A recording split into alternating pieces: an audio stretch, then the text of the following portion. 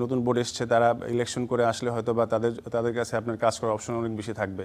আমরা জানি যে তামিম দেশ সেরা ওপেনার ছিল, ঠিক আছে, সে অবশ্যই হইতে যাবে দেশের সেরা বোর্ড প্রেসিডেন্ট। হ্যাঁ, তো এখন পর্যন্ত সোফা যেভাবে যাচ্ছে আমার মনে হয় তিনি যদি ইলেক্টেড হয়ে বোর্ডে আসতে পারেন, আমরা হয়তো বা অনেক চমক দেখব, যেখানে আপনার ইনভেস্ট করলে আমরা এটাও জানি যে আসলে আমাদের কিন্তু ফান্ড আছে, কিন্তু ধরেন আমরা গ্রাসরুট লেভেল, তারপরে আমাদের একাডেমি, এইচপি, এখানে যদি লং টার্ম যদি প্রোগ্রাম করে, আমার মনে হয় বিলিভ যে এখান থেকে আমাদের অনেক প্লেয়ার বের হয়ে আসবে এবং যারা ভবিষ্যতে বাংলাদেশ ক্রিকেটকে সামনের দিকে নিয়ে যাবে। ডলার ভাই, আপনি তামিম ইকবালের টিমমেট ছিলেন, একই সাথে এজ লেভেল ক্রিকেট খেলেছেন।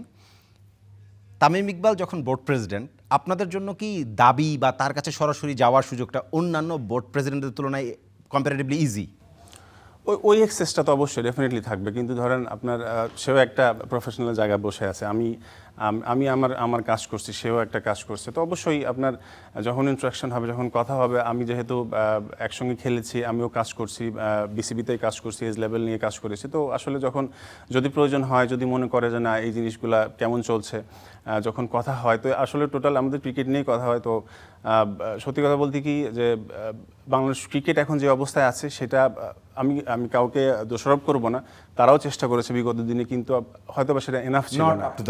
তো এখন হয়তো বা সেই চেঞ্জের সময় প্রপার ওয়েতে যদি আগাইতে পারি, ইনশাল্লাহ আমরা আমাদের যেখানে থাকার কথা ছিল, হয়তো বা এটা সময় লাগবে, ওভারনাইট কোনো কিছু চেঞ্জ হয় না, তো এটা যদি প্রপার ওয়েতে যায়, আপনার হয়তো বা আমি মনে করি যে উইদিন 1-1.5 বছর বা ইভেন 2 বছরের মধ্যে আমরা রেজাল্ট দেখতে পারি।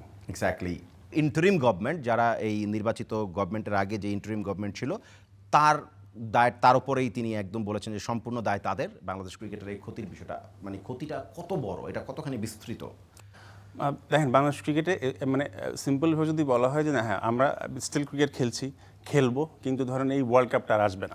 হ্যাঁ, তো অনেক প্লেয়ারের স্বপ্ন, অনেক প্লেয়ার স্বাভাবিক অর্থে 2 বছর পরে ওই প্লেয়ার ওই ফর্ম থাকবে কিনা, ইনজুরির অনেক বিষয় আছে, তো এই সব ওভারঅল সব কিছু মিলিয়ে এবং বাংলাদেশ ক্রিকেটে আসলে যে ইন্টারন্যাশনালি একটা যে ইমেজ ছিল, সেখান থেকে আমি বলবো যে সেটা আমি এত ডিপে যাব না। তারপরে ধরেন যেহেতু গভর্নমেন্ট এখানে ইনভলভ ছিল বা প্রিভিয়াস বোর্ড যারা ছিল, তারা এটা চাইলে জিনিসটা আমার মনে হয় আরো সুন্দরভাবে হ্যান্ডেল করতে পারতো। প্লেয়ারের উপর দোষারোপ করা হয়েছে বা প্লেয়ার বোর্ডের উপর দোষারোপ করেছে, আমি বললাম জিনিসটা একটা কাদা সরাসরি, যেটা বললো যে সাকিবের যেটা আপনি উদাহরণ টানলেন যে একটা ব্লান্ডার করছে, আসলে বিষয়টা আরও সহজভাবে ধরতে পারতো, কিন্তু দিন শেষে ক্রিকেটের ক্ষতি হয়েছে, বাংলাদেশ ক্রিকেট প্লেয়ারদের ক্ষতি হয়েছে।